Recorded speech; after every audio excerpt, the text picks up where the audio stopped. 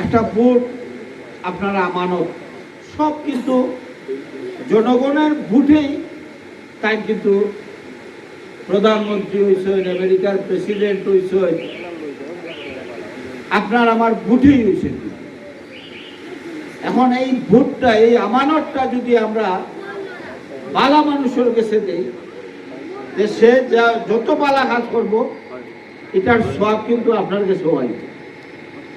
আর যদি খারাপ মানুষকে দেন, সে যত খারাপ কাজ করব এটার লাগে দায়ী কিন্তু আপনি আমি আমরা সব বুঝি। এত এই ভোটটা খেয়াল করে দেওয়া লাগবে। আজকে ভোটর লাগিয়া আপনার ফাও ধরাওয়ার, আপনার অনুরোধ করাওয়ার, সকলতেই করাওয়ার, যেই ভোটর আপনার সিল মারি দিবা এরপরে আর আপনারা কিন্তু কেউ জিজ্ঞাইত না।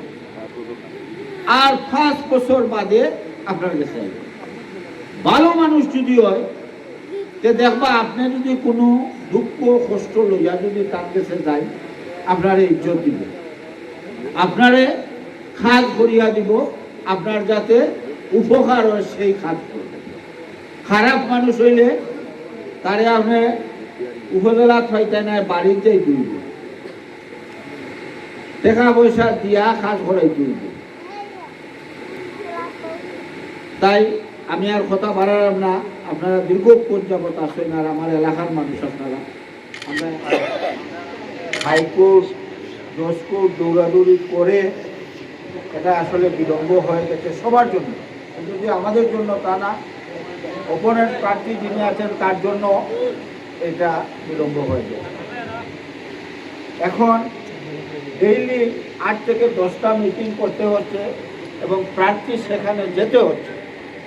আমরা পরবর্তী পর্যায়ে আপনাদের সাথে কথা বলবো কিভাবে আমরা আমাদের অন্ততপক্ষে 8 নম্বর ওয়ার্ডের যারা ভোটার আছে, আমাদের মা বোন সহ সকলে যাতে আমরা ভোট সেন্টারে গিয়ে ভোট দিতে পারি।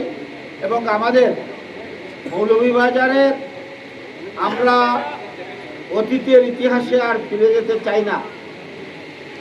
আমরা মৌলভীবাজারের ইজ্জতকে আমরা রক্ষা করতে চাই এবং কামাল হোসেনকে আমরা জয়যুক্ত করতে চাই। আপনারা সুখ দুঃখ যখনই হয়, আপনারা আমার বাসায় রাত্রে গেলেও আমারে পাই,